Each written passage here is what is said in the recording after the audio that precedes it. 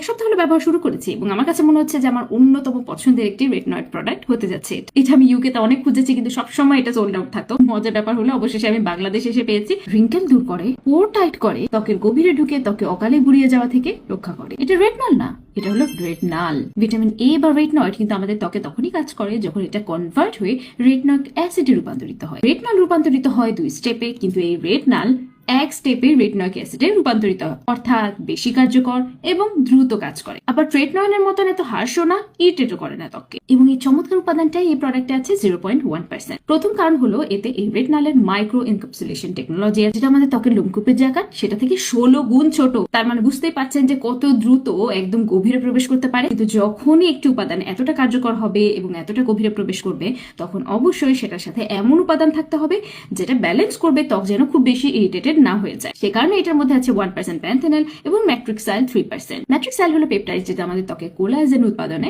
সাহায্য করে। এই কারণে এটা ফর্মুলেশনটা এতটা চমৎকার। এখন প্রশ্ন হচ্ছে, আমি যেভাবে অ্যাপ্লাই করেছি বা যেভাবে টিকটকে বা সোশ্যাল মিডিয়াতে দেখানো হয় এভাবেই কি অ্যাপ্লাই করতে হবে?